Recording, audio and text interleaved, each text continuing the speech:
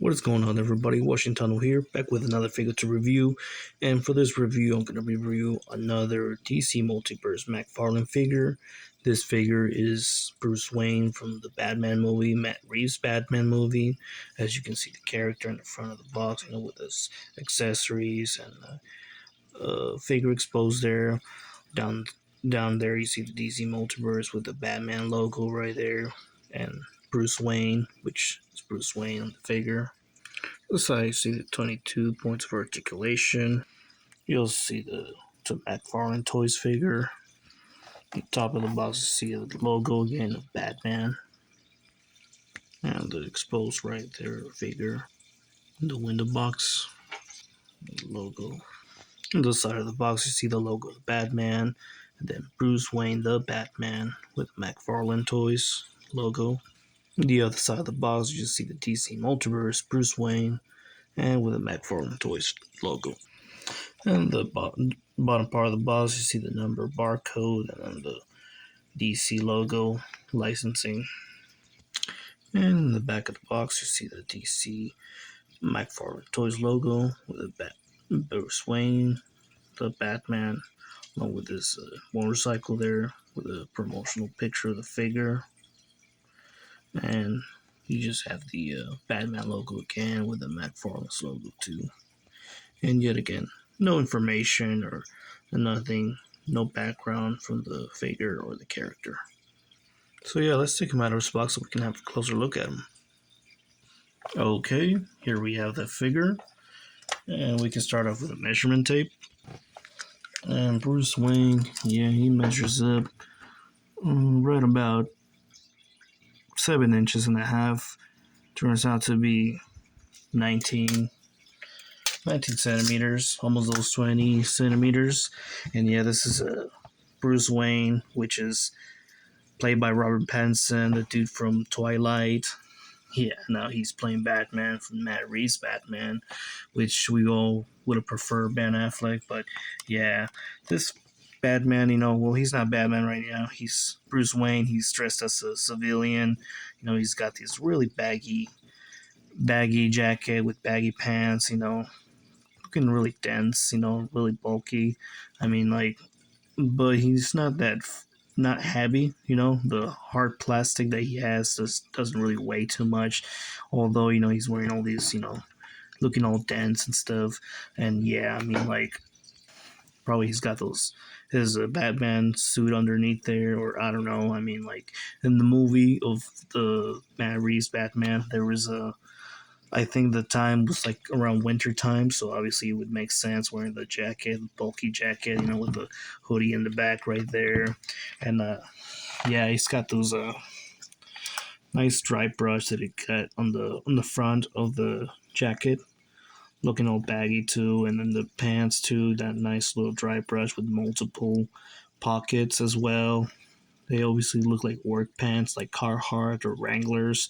I remember I always used to wear those, because of my job, with the multiple pockets and then the hammer loop on the side here. Well, yeah, kind of looking similar like those kind of pants. Carhartt pants or Carhartt Wranglers too. And the jacket too might have been a Carhartt jacket, It's got some pockets in here too.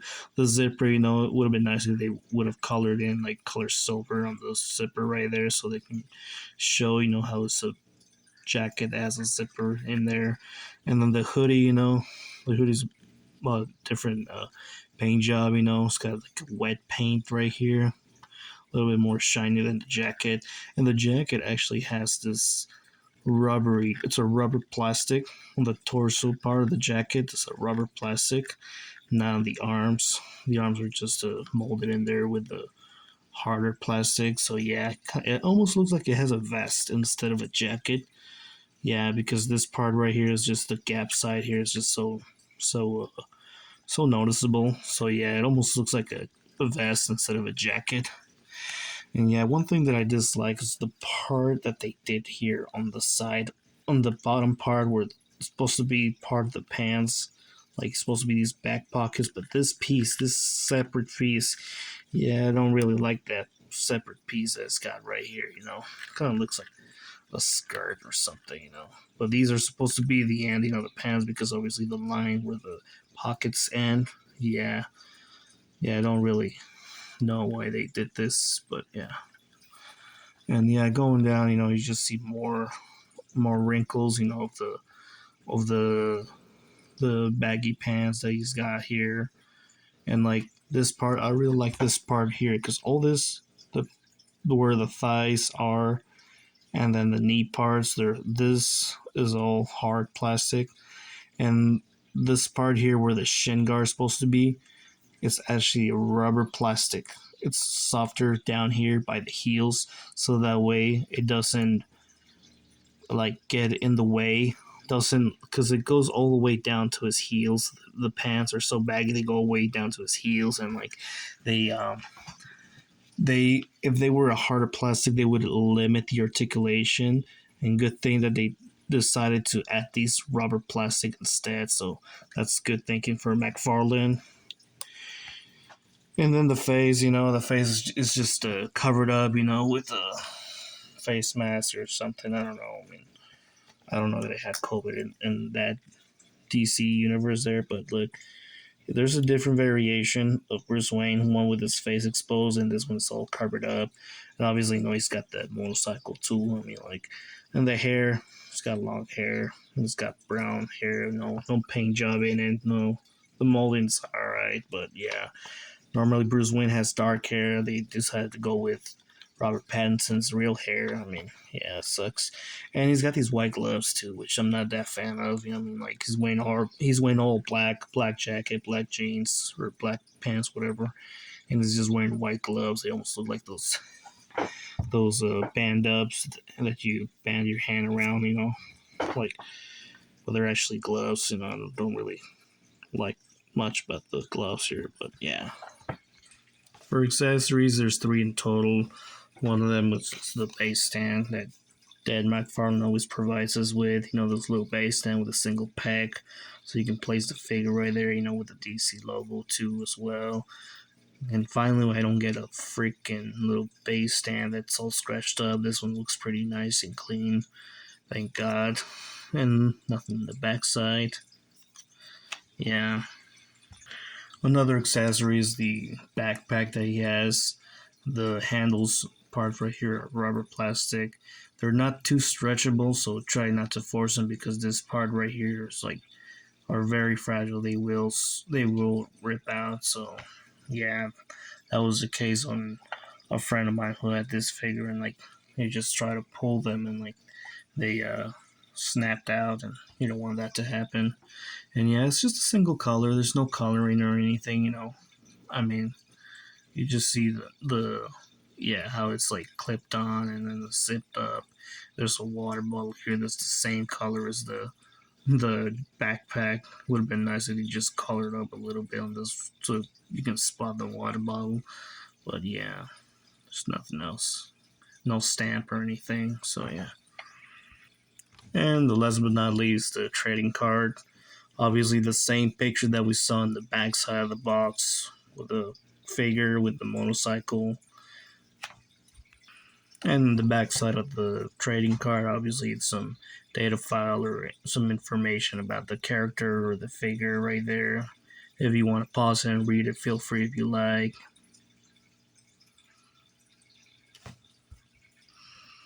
For those of you who are wondering how to place the backpack, obviously, you just move the arms backwards and then bring them together a little bit, and then just like you see the straps, just pull them right in there, put them right in there around the arms, and then yeah, just hook them on the shoulders just like any normal backpack, and there he has it.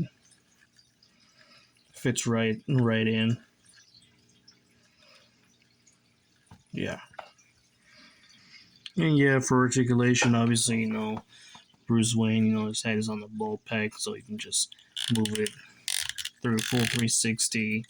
And actually, for looking up, it's a little limited due because of the hoodie right here. Even though it's rubber plastic, you can still hinge it a little bit up. But yeah, and looking down above this range, you can also pivot side to side as well. He's got a ball joint on the shoulder, so you got good extension on the arms. No limitation for spinning them all the way full 360. That's great. And he's got those hinges on the elbows there, which he does not have any swivel on the bicep, but he does have swivel on the elbows. Would have been nice if you had those swivel on the biceps. But yeah, and obviously the wrist. They come with gripping hands. They can hinge and swivel also as well.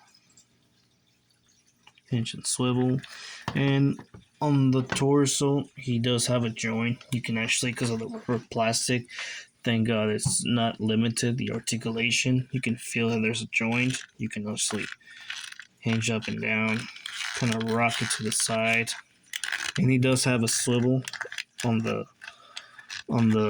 waist, which is great. Lifting it up, it's just like you can't be able to see it, but yeah, he does have that swivel on the waist.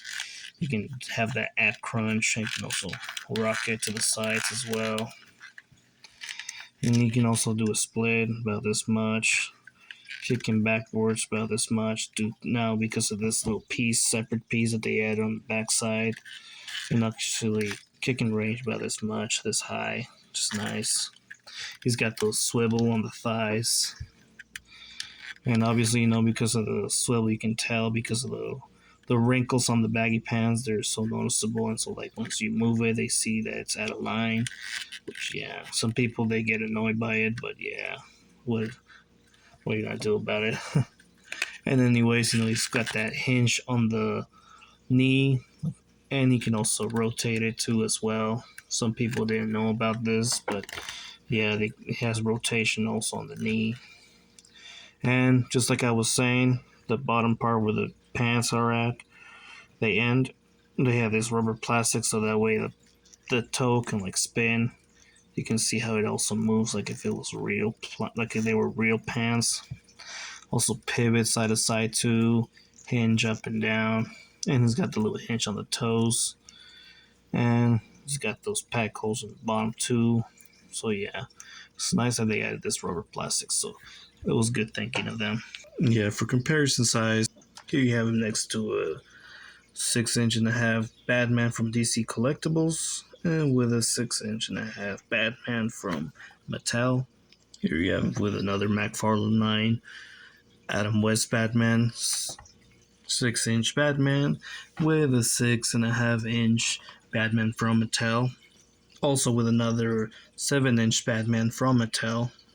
For Marvel Legends, here you have it with a 5.5-inch Wolverine and with a 6.5-inch Cyclops, both figures from Hasbro.